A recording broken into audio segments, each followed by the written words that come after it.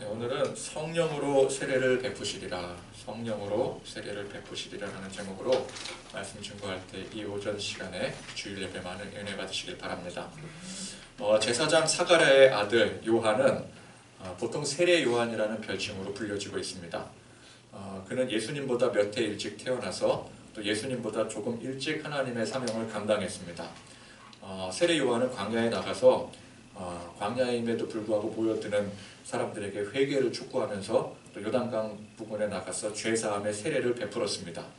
이 요한의 사역은 철저히 오실 예수님, 곧 오실 예수님의 길을 준비하는 사역이었습니다.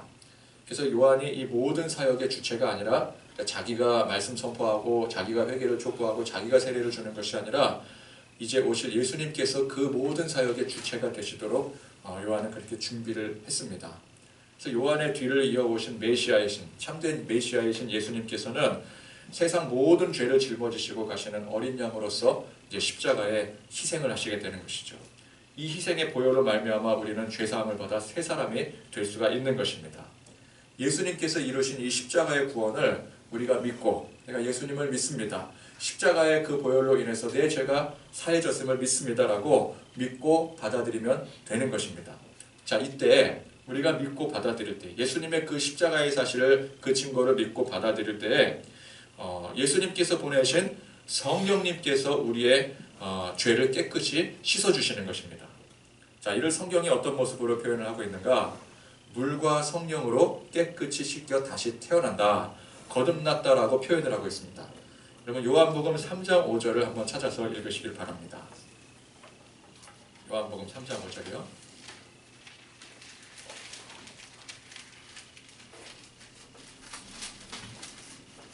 예수께서 대답하시되 진실로 진실로 내게 이르노니 사람이 물과 성령으로 나지 아니하면 하나님 나라에 들어갈 수 없느니라. 네, 다 함께 같이 읽겠습니다. 예수께서 대답하시되 진실로 진실로 내게 이르노니 사람이 물과 성령으로 나지 아니하면 하나님의 나라에 들어갈 수 없느니라. 자, 이 말씀을 언제 하셨느냐? 니고데모라고 하는 바리새인이 있었습니다. 이 바리새인이 이제 밤중에 예수님을 찾아와서 가르침을 청했죠. 그러니까 바리새인들이라고 전부 다 예수님을 대적했던 것은 아니었습니다. 대부분은 예수님을 대적했겠지만 그 중에 이 니고데모 같은 사람은 바리새인이었으면서도 예수님을 존중했습니다. 니고데모는 예수님께서 행하셨던 많은 표적들을 이야기를 하면서, 야, 이 표적들은 하나님의 능력이 아니고서는 도저히 있을 수 없는 이런 표적입니다라고 예수님께 이제 말씀을 드립니다. 그리고 예수님은 그렇기 때문에 하나님께로부터 오신 참 선생님이시다라고 극찬을 하죠. 자, 그러자 예수님께서 그 니고데모에게 이렇게 말씀을 하십니다. 진실로 진실로 내게 이르노니 사람이 거듭나지 아니하면 하나님의 나라를 볼 수 없느니라. 자, 이 말씀이 무슨 뜻일까요? 예수님의 그 놀라운 표적들을 보고 또 예수님이 하셨던 그 주옥 같은 말씀들을 듣고, 그래서 이 니고데모처럼, 야, 당신은 진실로 하나님의 사람입니다, 당신은 진실로 능력자입니다 라고 아무리 예수님 편들고 긍정을 해도 그거는 예수님을 제대로 보는 게 아니라는 뜻입니다. 물론 예수님의 표적을 보고도 그를 핍박하고 부정하는 사람들이 많이 있었습니다. 그래도 그런 사람들에 비하면은 이 니고데모는 상당히 괜찮은 사람 아니겠습니까? 그러나 예수님께서는 그렇게 내 편에 서서 인정해 주더라도 그건 고맙지만, 그러나 그게 진짜 나를 제대로 아는 게 아니라는 거예요. 예수님 따라다니면서 모든 것 예수님의 그 일거수일투족을 다 배우려고 노력을 해도 예수님을 제대로 알 수 없다는 것입니다. 여러분, 예수님을 제대로 알지 못하면 그 예수님을 통해서 하나님의 나라를 볼 수가 없는 거예요. 그러니까 우리는 오직 예수님을 통해서만 하나님의 나라에 들어갈 수가 있는 것입니다. 다른 길은 없고 오직 이 한 길인 것입니다. 그런데 그 예수님을 바로 알지 못하면 우리는 그 어떤 방법으로도 하나님의 나라에 들어갈 수 없다는 게 되는 거죠. 오직 예수님을 통해서만 하나님의 나라에 들어갈 수 있는데, 우리가 예수님을 모르면 하나님의 나라에 들어갈 수 있는 방법이 아예 없어지는 거예요. 그 예수님을 어떻게 알 수 있겠습니까? 우리가 성경을 열심히 연구하면 예수님을 알 수 있을까요? 예수님의 말씀을 또 열심히 들으면 우리가 예수님을 제대로 알 수 있을까요? 기도하면 될까요? 아니면 표적을 보면 될까요? 예수님께서 말씀하신 것처럼 물과 성령으로 나지 않으면 안 된다라는 것입니다. 물과 성령으로. 그렇죠? 자, 그러면 자, 여기서 이 물과 성령이 매우 중요한 핵심이 되지 않겠습니까? 물과 성령을 통해서만 우리가 예수님을 알 수가 있는 거예요. 그 길이 아니면 우리가 구원받을 수 있는 길이 없는 거예요. 그러니까 이 물과 성령이 제일 중요한 것입니다. 그럼 이 물과 성령이 무엇인가? 많은 학자들이 이 물과 성령이 뭐냐 대체 이 말씀의 뜻을 풀이하기 위해서 열심히 연구를 했습니다. 성령은 이제 알겠는데 성령 예수님께서 보내신 영으로서 삼위일체 하나님으로서 성령을 우리 성령 받으면 우리가 거듭난다, 하나님의 사람으로 다시 태어난다, 이거는 알겠는데, 그러니까 우리가 예수를 믿는 것은 성령님께서 내 안에 믿게 하시는 것 아니겠습니까? 그러나 그 앞에 말한 이 물이 의미하는 바가 무엇인가? 이 물에 대해서 많은 학자들이 연구를 했어요. 첫 번째, 어떤 학자들은 이 물이 육신을 의미하는 거다. 물로 다시 태어난다라고 하는 것이 물이 육체를 의미하는 것이기 때문에 이제 육체를 입은 그 자연적으로 출생한 사람이라고 그렇게 해석을 했습니다. 이제 물로 태어난다라는 말을. 그러니까 태아가 어머니 뱃속에서 태어날 때 물 속에서 나는 것 아니겠습니까? 그런 의미로 이제 해석할 수가 있는 것이죠. 또 구약을 인용해 보면은 구약 성경의 몇몇 구절에서 그 물이 여자 혹은 아내를 의미하는 단어로 사용되어지기도 합니다. 잠언 말씀에 보면은 내 샘으로 복되게 하라 라는 말씀이 나오는데 여기서 샘은 여자, 아내를 뜻하는 말입니다. 그래서 우리의 육체가 물에서 태어나서 자연적인 출생을 통해서 육체가 태어나서 세상의 육체를 입고 태어나서 결국은 어떻게 된다고요? 하나님의 영으로, 성령으로 거듭나야지만 하나님의 나라에 들어갈 수 있다라는 뜻으로 이제 해석을 합니다. 이 해석만 보면 맞는 말이죠. 그렇죠? 우리 육체가 물에서부터 세상적으로 태어나서 세상적인 육신을 입어 태어났다가 이제 영적으로 다시 태어났을 때 하나님의 나라를 볼 수가 있다. 그렇게 이제 이 물과 성령을 해석을 합니다. 또 두 번째 어떤 학자들은 이 물은 말씀을 의미하는 거다.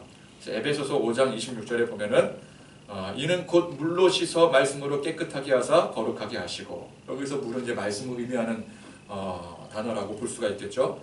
또 요한복음 4장 14절에도 보면은 내가 주는 물을 먹는 자는 영원히 목마르지 아니하리니 내가 주는 물은 그 속에서 영생하도록 솟아나는 샘물이 되리라. 여기서의 물도 이제 예수님의 말씀을 뜻하는 단어이겠죠.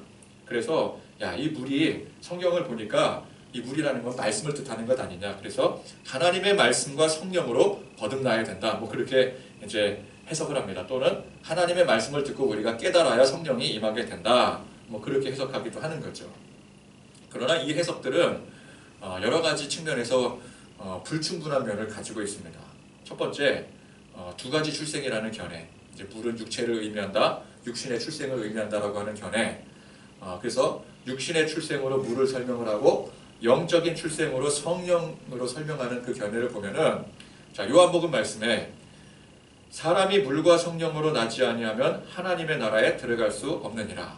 물과 성령으로 나지 아니하면 하나님의 나라에 들어갈 수 없다라고 말씀하고 있잖아요. 이 말씀을 그 견해대로 해석을 하자면은 여기서 물의 출생은 뭐예요? 이게 자연적인 출생 말하는 겁니다. 근데 이 자연적인 출생은 누구나 다 하는 출생인 거예요. 이 지구상에 태어난 모든 생명 중에서 이 물의 출생, 이 자연적인 출생이 아닌 사람은 하나도 없어요. 그죠? 다르게 태어난 사람은 없습니다. 알에서 태어났다 할지라도 그것도 물에서 태어난 거랑 똑같은 의미인 거잖아요. 그죠? 그러니까 세상 모든 생명체는 다 자연적 출생입니다. 그러니까 이 자연적 출생, 이거를 굳이 강조할 이유가 없는 것이죠. 굳이 강조할 이유가 당연한 건데 뭐하러 강조를 하겠어요. 그러니까 하나님의 나라에 들어가려면은 먼저는 자연적인 출생이 있어야 된다. 이 말인데 당연한 말이잖아요. 그렇죠? 그 다음에 영적 출생이 있어야 된다는 뜻이 되는데 너무나도 당연한 이 자연적 출생을 굳이 강조하신 이유가 무엇일까? 그러면 이제 이 말씀에서는 물의 출생은 사실상 중요하지 않는 게 너무 당연한 일이니까. 그죠? 중요한 건 뭐예요? 이 물과 성령에서 물은 당연한 일이고 그 다음에 중요한 게 뭐예요? 이 성령이 중요하다는 것이죠. 그러면은 그냥 물을 강조할 필요 없이 성령으로 거듭나야 된다. 이렇게 말씀하셔도 되는 일이라는 거죠. 그러나 이 예수님의 요한복음 말씀의 이 전체적인 의미를 보면은 이 물과 성령이라고 하는 것은 그 자체가 중요한 의미를 갖게 되는 것입니다. 성령만 강조한 게 아니라 이 물도 강조한 거예요. 그래서 물과 성령이에요. 자, 그리고 두 번째, 물을 말씀으로 보는 이 견해도 이거 너무 광범위합니다. 도대체 어떤 말씀을 가리키는가? 물론 성경에는 물을 말씀으로 표현하는 장면들이 있지만 여기서의 물을 그 말씀으로 해석을 해야 되느냐? 여기는 좀 의문부호가 찍히게 되는 거죠. 그럼 뭐 이게 뭐 말씀을 열심히 지키라는 소린가? 말씀을 믿어야지 된다는 소린가? 말씀을 모르면 성령이 임하지 않는다는 소린가? 이게 좀 애매하게 되는 겁니다. 그래서 이 요한복음 말씀에 물과 성령의 이 관계를 설명하려면은 요한복음 3장 3절과 5절의 유사성을 살펴보면 됩니다. 3절 말씀. 자, 제 PPT로 말씀을 딱 두 개를 이렇게 보기 좋게. 그렇죠? 3절 말씀 뭐예요? 진실로 진실로 내게 이르노니 사람이 물과 성령으로 나지 아니하면 하나님의 나라에 들어갈 수 5절이죠, 이거는. 3절은 진실로 진실로 내게 이르노니 사람이 거듭나지 아니하면 하나님의 나라를 볼 수 없느니라. 이 3절과 5절은 병행 구절이라고 볼 수가 있습니다. 병행 구절이요. 그러니까 반복이 되는 구절이요. 그런데 반복이 되는데 거듭나지 아니하면 이 부분과 물과 성령으로 나지 아니하면 이게 병행 관계를 이룬다라는 것을 보면 알 수가 있는 거죠. 그죠? 같은 의미라는 것을 알 수가 있는 거예요. 즉 거듭나는 것이 뭐라고요? 여기 보세요. 여기 거듭나는 게 거듭나지 아니하면 물과 성령으로 나지 아니하면 거듭난다라는 게 뭐예요? 물과 성령으로 나는 게 거듭난다라는 거예요. 그죠? 거듭나지 않으면 하나님의 나라를 볼 수 없느니라. 물과 성령으로 나지 아니하면 하나님의 나라를 볼 수 없다. 같은 의미 아니겠습니까? 즉 거듭난다라는 것과 물과 성령으로 난다라는 것은 같은 의미라는 거예요. 따라서 성령이 거듭남에 있어서 중요한 의미인 만큼 이 물이라는 개념도 거듭남에 있어서 중요한 의미라는 것입니다. 즉 여기서 말씀하고 있는 이 물의 의미가 성령의 의미와 일맥상통한다는 거예요. 같은 의미라는 거예요. 물이 따르고 성령이 따르가 아니라 물이 뭐 육신을 의미하는 거고 성령은 영을 의미하는 것이 아니라 물과 성령은 같은 의미라는 거예요. 무슨 말씀인지 아시겠습니까? 그죠? 그러니까 그냥 설명하면 잘 모를 텐데 이 병행 구절로 이렇게 보면은 이해하기가 쉬운 거죠. 제가 특별히 또 빨간색으로 또 표시를 하지 않았겠습니까? 같은 의미라는 것이죠. 그러니까 예수님께서 니고데모에게 특별히 이 말씀을 하신 이유가 있는 것입니다. 니고데모가 이스라엘의 선생이기 때문에 이게 다른 사람이라면 몰라도 니고데모라면 마땅히 알 수 있는 내용이어야 되는 거예요. 이게. 그러니까 니고데모는 이스라엘의 선생이라는 말이 뭐예요? 구약 성경에 정통한 바리새인이라는 것입니다. 그러니까 예수님의 이 말씀을 듣고는 아하 그거구나 라고 깨달아야 되는 거예요. 자, 구약에는 여러 차례 물에 관한 중요한 말씀이 나옵니다. 앞서 말씀드린 것처럼 여러 가지 물의 의미가 있죠. 여자의 의미도 있고 또 육신이라는 의미도 있고 또 말씀이라는 의미도 있습니다. 그 중에서 우리가 찾아야 될 건 뭐예요? 다시 태어난다는 의미에서의 물의 의미를 구약 성경에서 찾아볼 필요가 있는 것이죠. 자, 그런 의미에서 다시 태어난다. 죄로 인해서 죽고 다시 태어난다라는 그런 물의 의미를 가지고 있는 제일 첫 번째 아주 구약 성경에서 유명한 장면이 있죠. 무엇이 있을까요? 물로 죽고 다시 태어난다. 제일 유명한 장면 있잖아요. 노아의 홍수. 노아 시대의 대홍수. 이 대홍수 사건이 뭐였어요? 이 대홍수 사건으로 세상 모든 죄인들이 죄가 다 죽은 거예요. 이게 사람이 죽은 의미가 아니라 죄가 죽은 것입니다. 물로 인해서 죄가 완전히 소멸이 된 거예요. 그리고 새 생명이 다시 태어나게 되었습니다. 하나님의 구별된 이 방주 속의 노아 가족들과 다시 싹트오른 새 생명들을 의미하는 것이죠. 그러니까 물로 인해서 죄가 죽고 새로운 생명이 태어났다. 이게 노아의 방주의 대홍수예요. 자, 그 다음에 생각나는 또 이 물에 관한 장면이 뭐가 있을까요? 그렇죠. 우리가 열심히 공부했던 출애굽기의 홍해를 건넌 사건, 홍해 도화 사건. 이 홍해 도화 사건이 단순한 사건이 아니었어요. 홍해가 갈라지고 그 속을 하나님의 백성들이 통과를 하고 애굽의 군대가 몰살을 당하게 됩니다. 자, 이것도 상징적으로 죄가 죽고 새롭게 태어나는 것을 의미하는 거예요. 하나님의 백성들이 6월절 어린 양의 피로 다시 태어난 사람들이라는 의미를 갖는 그 상황에서 이제 물을 건너는 거예요. 깨끗이 씻음을 받고 다시 태어나는 거예요. 애굽은 세상 죄를 상징한다고 했습니다. 그래서 이 출애굽에서의 홍해를 건넌 사건은 곧 신약의 성령 세례를 상징한다고 했어요. 또 그 다음에 또 이 물 하면은 또 생각나는 장면이 뭐가 있죠? 그렇죠. 요단강을 건넌 것도 홍해를 건넌 것과 같은 의미라고 했습니다. 그래서 이 요한복음에 말씀하고 있는 물과 성령에서의 물은 단순히 뭐 어떤 여자의 몸이라든지 세상적인 육신 뭐 말씀 그런 의미가 아니라는 거예요. 물론 그런 의미가 다른 성경에도 그 물이라는 의미를 가지고 있지만 여기서 말하는 적어도 물이라는 의미는 그런 의미가 아니라는 것입니다. 죄가 죽고 하나님의 구별된 새 생명으로 완전히 다시 태어나는 것을 의미하는 거예요. 여기서의 물의 의미가 거듭남을 의미하는 것이죠. 그러니까 물은 죽음과 태어남의 의미를 동시에 가지고 있는 것입니다. 정반대의 의미를 동시에 가지고 있는 거죠. 죽음과 생명. 그렇죠? 죄가 죽고 깨끗이 씻김으로 하나님의 새 사람으로 완전히 다시 태어나는 것입니다. 그래서 이를 표현하는 말씀이 에스겔서의 말씀에 있어요. 자, 에스겔서 36장 25절에서 27절을 한번 찾아 읽으시기 바랍니다. 이것도 제일 먼저 찾으시는 분이 윤자. 빨리 찾아서 읽으시면 되겠어요. 에스겔서 36장 25절에서 27절 말씀.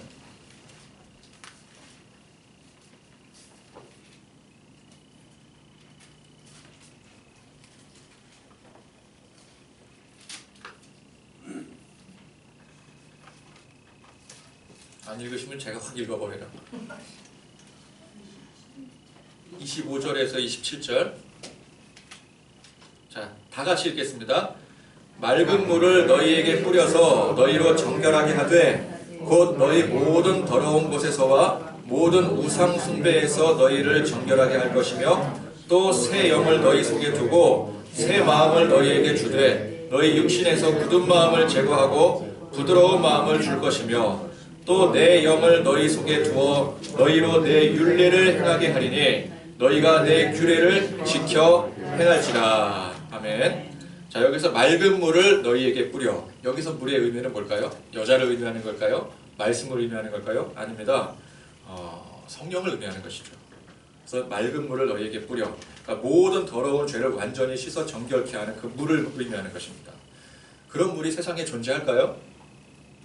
어디 광천수 같은 데 들어가면 우리 죄가 깨끗이 씻길까요? 아니면 무한 단물을 뿌리면 우리 죄가 깨끗이 씻길까요? 그런 물은 세상에 존재하지 않습니다. 예수님의 생수, 바로 성령을 의미하는 것이죠. 일반적인 물을 의미하는 게 아니에요. 그래서 방금 읽은 이 에스겔서에 맑은 물을 너희에게 뿌려 정결케 하는 것이 곧 새 영을 너희 속에 두는 것. 이 물을 뿌리는 행위가, 여기에서의 물을 뿌리는 행위가 곧 새 영을 두는 것이라는 뜻입니다. 그래서 우리 행위의 열심으로 더러운 우상을 제거하고 또 뭐 굳은 마음 제거하고 율례, 하나님의 말씀을 지켜 행하는 것이 아니라 어떻게 한다고요? 성령의 맑은 물을 뿌려 정결케 함으로 그게 가능해진다는 얘기예요.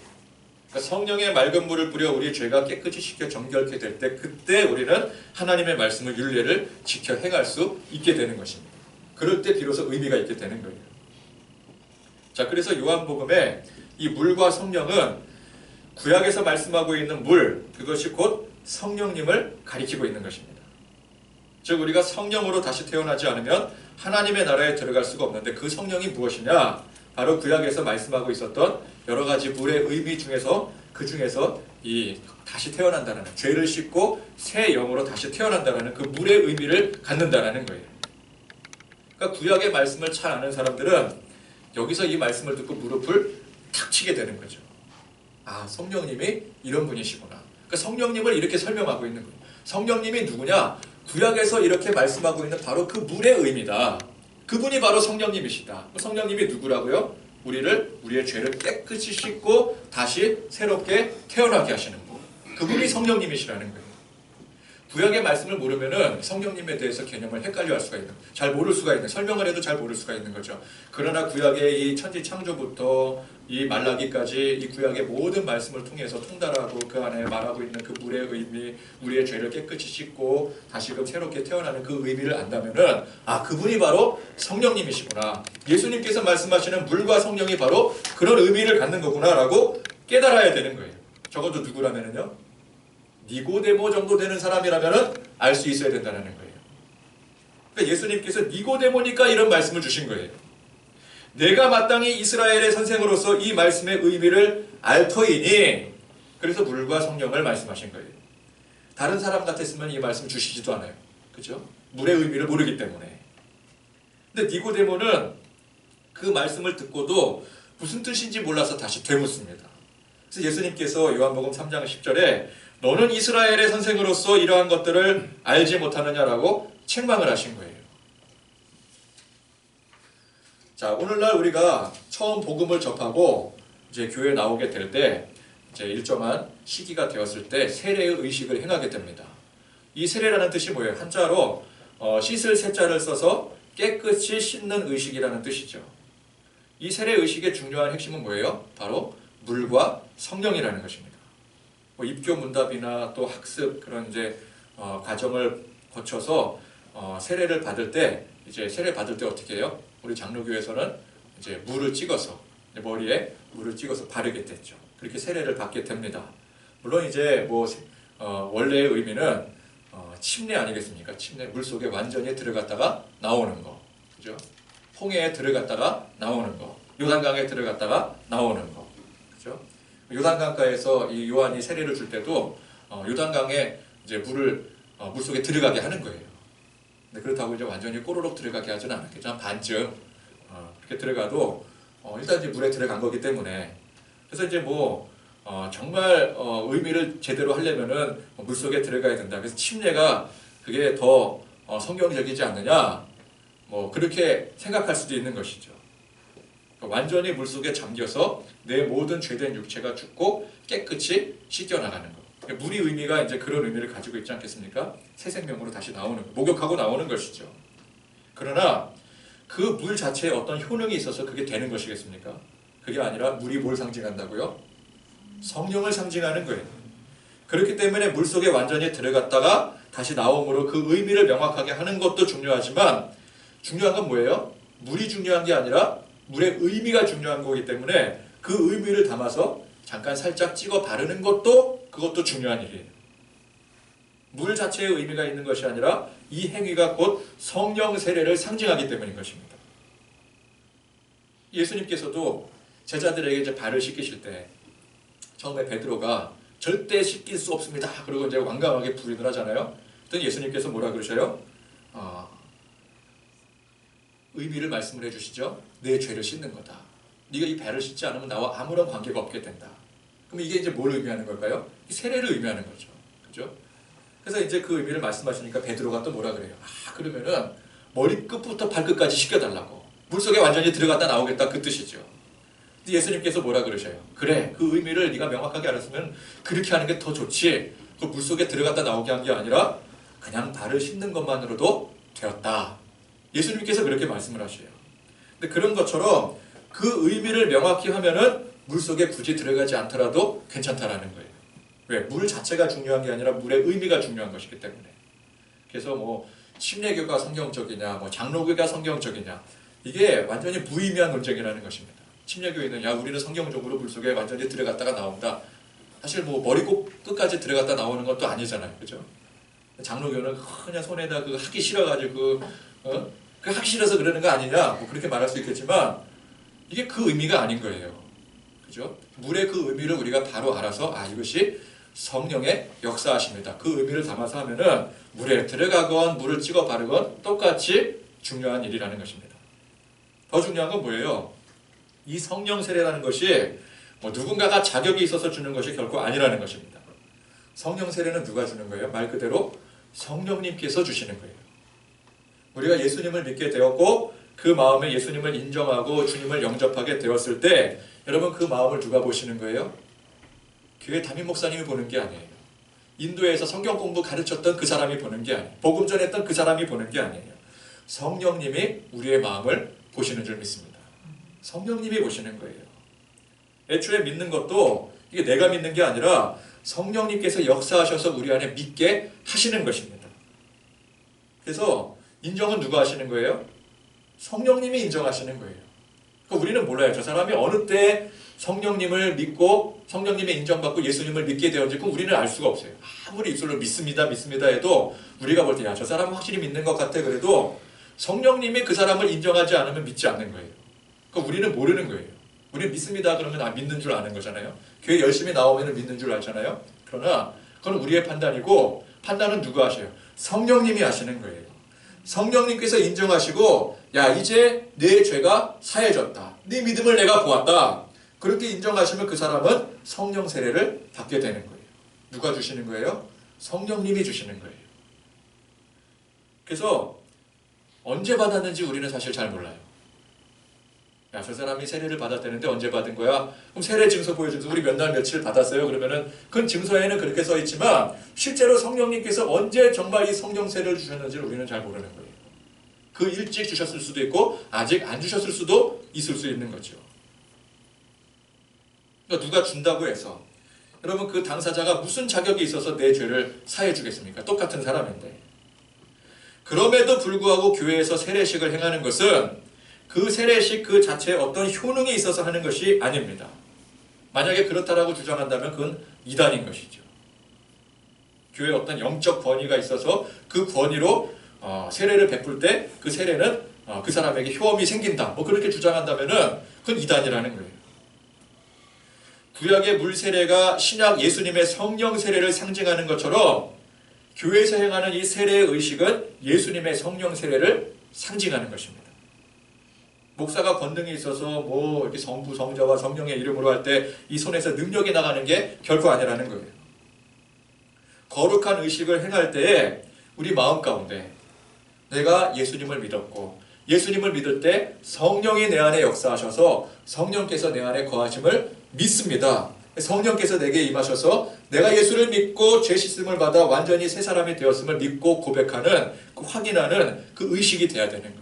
그 마음의 중심으로 행해야 되고 그 마음의 중심으로 받아야 이 세례 의식이 의미가 있게 되는 것입니다. 확실히 고백이 되어져야 되는 것이죠.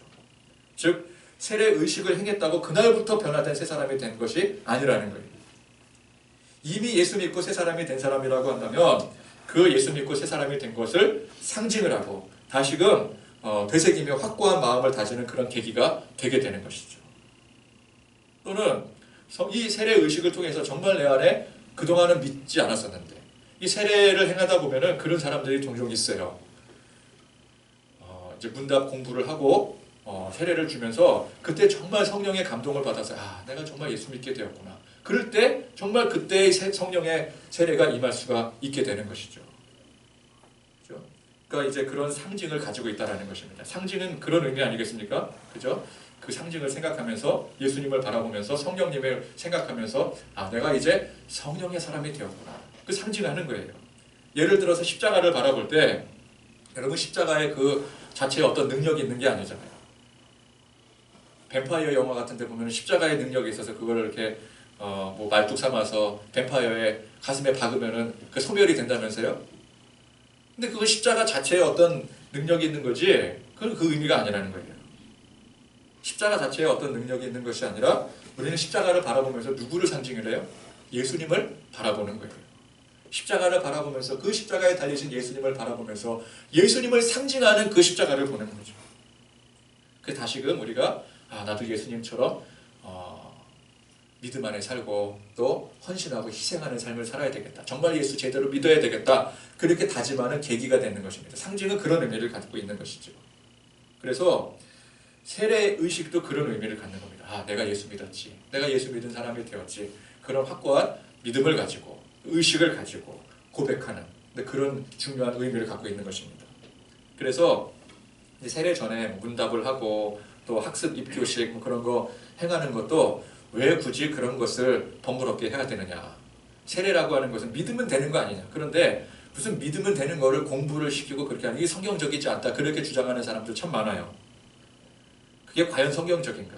이미 예수 믿으면 된 건데 바로 그 즉시 세례가 임한 건데 세례가 임했으면 그걸로 된 건데 그 세례를 교회에서 행하기 위해서 뭐 이렇게 뭐 일주일 전부터 한 달 전부터 나와서 책 나눠주고 공부하라 그러고 그거 철저히 그 일주일 동안 또 교회 나오라 그래서 열심히 또 문답도 하고 토요일날 문답하고 또 주일날 또 세례식을 거행하고 그게 뭐 하는 거냐? 그게 뭐 행위로 하는 거지 그게 어떻게 세례라고 할 수가 있느냐? 뭐 그렇게 생각할 수 있겠지만 그런 게 아니라 그만큼 우리가 예수 믿고 새 사람이 되었음을 확인하며 마음을 다지고 더욱 견고히 하는 그런 과정이라는 것입니다. 상징적인 과정이라는 거예요. 너무나도 중요한 내 생명의 본질이 다시 태어나는 일 아니겠습니까? 그거를 우리가 다시금 마음으로 되새기기 위한 그런 상징적인 과정이다. 물이 상징하는 것처럼, 물이 성령 세례를 상징하는 것처럼 이 세례 의식도 이제 성령 그 세례를, 그 중요한 성령 세례를 상징하는 의미로서 우리 마음을 다지는 그런 중요한 계기로 삼을 때 이 모든 의식들은 성경적이지 않은 게 아니라는 거예요. 물의 세례와 성령 세례 중 무엇이 중요합니까? 당연히 성령 세례가 중요한 것이죠. 성령 세례가 본질인 것입니다. 성령 세례가 없으면 물의 세례는 아무 의미도 없게 되는 것입니다. 그러나 예수님께서는 그런 물 세례와 성령 세례를 동시에 중요하게 여기셨더라는 거예요. 그러므로 오늘날 우리가 교회 안에서 행하는 이 물 세례 의식도 이것도 똑같이 중요한 일인 것입니다. 지극히 성경적인 일이라는 거예요. 내가 예수 믿게 성령께서 역사하셨음에 감사하고 다시금 성경 말씀을 돌이켜 복음에 대해서 또 기초적인 교리에 대해서 공부를 해가면서 아, 내가 정말 예수 믿었구나, 내가 예수 믿고 성령 세례를 받았구나, 그 마음의 확신을 가지고 이 세례 의식에 임할 때에 그 사람에게 성령의 역사가 나타나게 되는 것이죠. 다짐할 수가 있는 거예요. 자, 그래서 이제 다시 세례 요한으로 돌아와서, 자, 요한은 이 물 세례의 의미를 알았겠습니까? 몰랐겠습니까? 물로 베푸는 이 세례의 진정한 의미를 요한이 알았겠어요? 몰랐겠어요? 알았죠. 알았으니까 물 세례를 베푼 거죠. 이 물은 모든 죄를 깨끗이 하고 다시 새로운 몸과 영으로 태어남을 의미하는 것을 요한이 알았습니다. 세례 요한이. 자, 그런데 이 물 자체에 그런 엄청난 효능이 있는 게 아니라고 했어요. 그래서 요한이 뭐라 그래요? 오늘 본문 8절에 나는 너희에게 물로 세례를 베풀었거니와 그는 너희에게 성령으로 세례를 베푸시리라. 그가 누구예요? 이제 오실 메시아, 예수님을 말하는 거죠. 나는 지금 물로 세례를 베푼다. 여기서 물로 세례를 베푼다라는 건 무슨 의미예요? 내가 이 물로 세례를 베푸는 거는 여기에 성령의 역사가 나타나는 거다. 그게 아니에요. 내가 이 물로 세례를 베푸는 거는 물의 의미가 뭐예요? 장차 오실 예수님의 그 성령 세례를 상징하는 거다라는 것을 말씀하고 있는 거예요. 나는 너희에게 물로 세례를 베풀었거니와 장차 오실 그는 너희에게 성령으로 세례를 베푸시리라. 이 물 세례가 의미하는 바가 뭐라고요? 성령 세례라는 것을 말씀하고 있는 거예요. 그러니까 요한이 이 물의 세례의 의미를 알고 있는 거예요? 모르고 있는 거예요? 알고 있는 거예요. 그래서 요한은 철저히 예수님의 길을 준비하는 사람으로서 예수님의 죄사함의 성령 세례 사역을 물 세례의 사역으로서 먼저 보여주는 거예요. 그래서 예수님의 길을 준비하는 것입니다. 요한은 장차 오실 메시아 사역의 핵심이 성령 세례임을 명확히 알았어요. 자신의 사명 중 여러 가지 사명이 있지 않았겠습니까? 광야에 나가서 회개를 촉구하는, 선포하는 그런 사역도 있었고, 그렇죠? 근데 자신의 사역 중에서 이 물 세례의 사역이 가장 중요한 사역이었음을 알았어요. 요한이 광야에서 회개를 촉구하며 외친 이유가 무엇이겠어요? 우리 모두가 죄인임을 깨닫고 누구에게 나와야 돼요? 요한에게 나오는 게 아니라 예수님께 나와서 성령 세례를 받아야 되기 때문에. 그러니까 성령 세례를 받으려면 어떻게 해야 돼요? 내가 죄인임을 깨달아야 돼요. 그렇죠? 그래서 예수님께서 요단강가로 오셨을 때 요한은 직감을 했습니다. 저분이 바로 내가 기다리고 그의 길을 준비하던 참 메시아시구나. 하나님의 아들이시구나. 내가 저분을 위해서 지금까지 이 일을 해왔구나. 그걸 어떻게 직감했겠어요? 성경 지식으로요? 아니면 딱 보니까 알겠어요? 성령의 감동으로. 그죠? 그래서 요한은 그 순간 자신의 사명에 다했다는 사실을 직감한 거예요. 자, 그런데 그런 예수님이 요한에게 세례를 받으시겠다라고 하시니 이게 얼마나 황송한 일입니까? 나는 이제 물러나야 되는데. 근데 예수님께서 오셔서 내가 너에게 세례를 받아야 되겠다. 원래는 예수님께서 정식으로 요한에게 세례를 베푸셔야 되죠. 내가 원래 세례를 베푸는 이다 하면서 너가 이제 세례를 받아야 된다. 그래야 되는데 반대로 예수님은 아무런 자격이 없는 요한에게 세례를 받으신 거예요. 자격은 누구에게 있어요? 예수님께 있는 거예요. 그리고 정작 예수님은 물가에서 사람들에게 세례를 베푸시는 사역을 하지 않으셨어요. 이 복음서들 이렇게 쭉 보면은 예수님께서 물가에 나가서 세례를 베푸신 일이 없어요. 그죠? 왜요? 물 세례가 예수님의 모든 사역을 상징하는 것이기 때문에 그래요. 그러니까 물로 세례를 베푸는 건 예수님을 상징하는 거예요. 근데 그 본질이 되시는 예수님께서 오셨는데 예수님 본질 자체가 그 세례의 그 사역인데 역사인데 예수님이 뭐하러 그 상징하는 물 세례를 베푸시겠어요? 그렇죠? 물 세례를 베푸실 이유가 없는 거예요. 예수님으로 성령 세례가 완성이 되기 때문에. 그래서 예수님은 물 세례를 베푸지 않으세요. 예수님께서 요한에게 세례를 받으신 것은 그의 사역을 인정함과 동시에 낮아지심, 겸손의 본을 보여주시면서 예수님의 사역이 곧 성령 세례 사역임을 상징하는 그 물 세례를 먼저 받으신 거예요. 그러므로 인해서 이 물 세례가 상징하는 것이 바로 나의 모든 이 생명을 구원하는 사역이 모든 것이 되는 것이다라는 것을 그 요한으로부터 이제 위임받게 되는 것이죠. 자, 오늘 우리가 이 말씀을 통해서 세례의 의미를 다시금 되새기는 그런 의미 깊은 시간이 되기를 바랍니다. 아멘. 우리가 예수를 믿음으로써 물과 성령으로 다시 태어났습니다. 우리의 죄된 육체가 완전히 씻겨서 새 사람이 된 거예요. 그래서 성경은 물과 성령이라고 표현하고 있는 것입니다. 그러나 비록 아직 우리의 육체는 죄로 오염되어서 더럽고 또 우리 육체는 시간이 갈수록 낡아 못쓰게 되지만 우리의 영이 영원한 새 생명을 얻게 되었음을 다시금 고백하실 수 있길 바랍니다. 그래서 우리는 육체적 삶의 미련을 두지 아니하고 저 영원한 생명에 대해 소망을 둬야 되는 거예요. 비록 우리가 세상에서 험한 일을 당하고 또 지금 환경적으로 많이 어수선한 가운데 있다 할지라도 우리에게 이미 새 영을 부어주신 그 우리 안에 성령님 바라보시면서 이 구원의 은총에 감사하며 소망 가운데 사시기를 바랍니다. 이 세례의 정신을 기억하면서, 그렇죠? 우리도 예수 믿고 새 사람 되었을 때 그 세례 받았을 때 그 기억이 있지 않겠습니까? 그때 예수님 믿고 고백하게 되었을 때 얼마나 감격을 했어요. 내가 예수 믿고 이렇게 세례를 받게 되는구나. 그때 그 감격과 고백이 다시금 오늘 우리에게 고백되어지기를 소망합니다. 주님이 우리를 오라 하시는 그날까지 혹은 주님이 오시는 그날까지 물과 성령으로 거듭난 하나님의 백성으로 살아가는 그런 저와 여러분들이 되시기를 바랍니다. 요한처럼 철저히 예수님 앞에 영광 돌리며 세상에서의 고난도 능히 이겨내는 물과 성령으로 거듭난 저와 여러분들이 되실 수 있기를 간절히 소망합니다. 아멘.